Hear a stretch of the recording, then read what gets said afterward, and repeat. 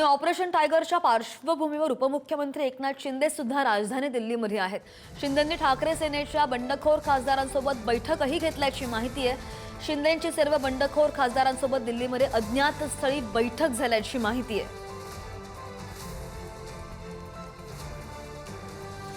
आणि या दोन्ही मोठ्या अपडेट्सवर आणखी माहिती कर आमचे प्रतिनिधी शिवाजी काळे आपल्या सोबत आहेत.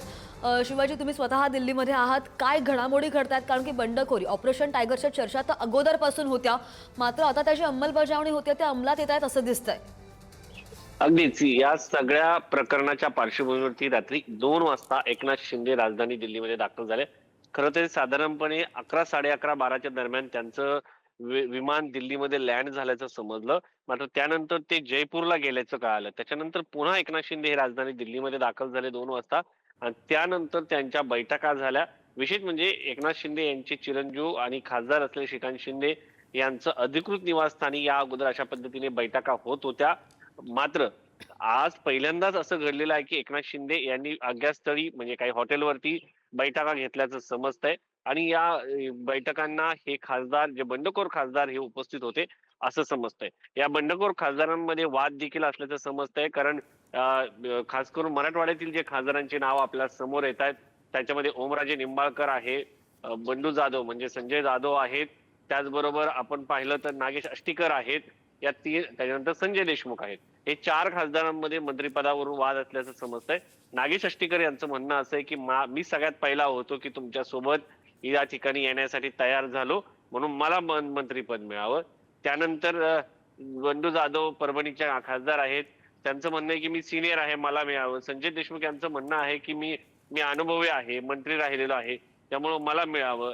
आणि त्यानंतर ओमराजे निंबाळकर यांचं म्हणणं आहे की मला कृषी राज्यमंत्री पद किंवा राज्यमंत्री पद द्यावं कारण मी या सगळ्या याच्यामध्ये खूप मोठी रिस्क घेऊन तुमच्याकडे येत आहे. एकंदरीत जर पाहिलं गेलं तर या सगळ्या याच्यामधून या खासदारांमध्ये मंत्रिपदासाठी देखील वाद असल्याचं पाहायला मिळतंय.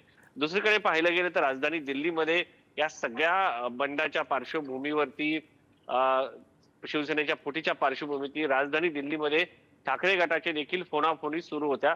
काल रात्री उशिरा अरविंद सावंत हे राजधानी दिल्लीमध्ये पोहोचले. त्यांच्या घरी त्यांच्या संसदीय पक्षाचे जे कर्मचारी आहेत ते रात्री साधारण 12, 12:30 वाजता पत्र घेऊन पोहोचले. त्यानंतर ते पत्र जारी करण्यात आलं. खरं तर डिजिटल स्वरूपात हे पत्र अगोदरच जारी करण्यात आलं होतं. मात्र पक्षाच्या वतीनं जे काही कारवाई करायची आहे त्या दृष्टिकोनातून देखील या ठिकाणी ज्या कायदेशीर बाबी आहेत त्याची पूर्तता करण्यास सुरुवात झालेली आहे आणि ठाकरे गटाच्या वतीनं या लोकांवरती एक प्रकारे कशा पद्धतीने जरब राखता येईल किंवा यांच्यावरती कायदेशीर कारवाई करता येईल या संदर्भात प्रयत्न केले जात आहेत. दुसरा मुद्दा या सगळ्याच्या निमित्ताने पाहायला मिळतोय, या खासदारांना कुठलाही वेगळा गट स्थापन करता येणार नाही. त्यामध्ये एक सगळ्यात महत्वाचा मुद्दा असणार या खासदारांसाठी, तो म्हणजे पहिला मुद्दा यांना पत्र द्यावं लागेल की आम्ही एकनाथ शिंदे यांच्या पक्षामध्ये विलीन होतोय शिवसेनेमध्ये. त्यानंतर दुसरा कन्सर्न पत्र असेल शिवसेना शिंदे यांच्या पक्षाकडनं, हे जे खासदार आमच्या पक्षात येऊ इच्छितात त्यांना आमच्या पक्षामध्ये घेण्यात यावं या संदर्भातलं हे पत्र असेल. आणि तिसरं पत्र यांच्या विरोधात यांनी पक्षशिस्त भंग केलेला आहे, परिशिष्ट 10 नुसार पक्षांतर बंदी कायद्यानुसार यांच्यावरती कारवाई करण्यात यावी या मागणीचं हे पत्र असणार आहे. आता हे सगळे खासदार सोडण्याचं कारण असं सांगतात की उद्धव ठाकरे हे भेटत नव्हते, पक्षनिधी मिळत नाही. एकंदरीत जर पाहिलं गेलं तर जे एकनाथ शिंदे यांनी बाहेर पडताना सांगितलं होतं सगळं हेच सांगताना पाहायला मिळत आहे. मात्र याच निमित्ताने एक प्रश्नही उपस्थित होतो, तो म्हणजे जेव्हा हे खासदार बाहेर पडत होते तेव्हा यांना हे समजत नव्हतं का, किंवा यांनी जेव्हा उमेदवारी घेतली या पक्षाकडनं उद्धव ठाकरे भेटत नाही वगैरे वगैरे हे सगळं एकनाथ शिंदे यांनी सांगून झालं होतं, तेव्हा यांनी उमेदवारी घेताना याचा विचार का केला नाही, हा सगळ्यात पहिला मुद्दा आहे.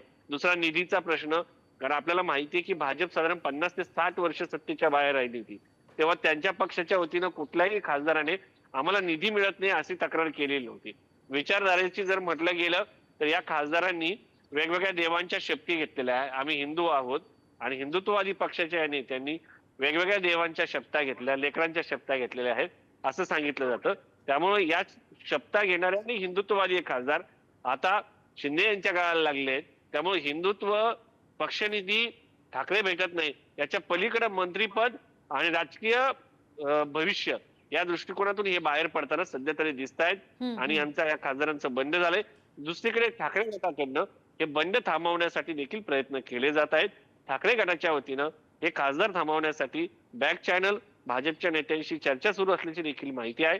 एकंदरीत जर पाहिलं गेलं तर ऑपरेशन हो. किंवा ही फूट जी आहे ती थांबवण्यासाठी ठाकरे गटाकडनं सर्वतोपरी कसे प्रयत्न प्रयत्न सुरू केले आहेत. जातात त्याकडे सुद्धा लक्ष असेल, कारण की आजचा दिवसही त्या दृष्टीनं बराच महत्वाचा आहे. बरेचसे मुद्दे आहेत. शिवाजी, विनंती, जोडलेले राहा. पुढच्याही काही बातम्यांचे अपडेट्स तुमच्याकडून घ्यायचे आहेत.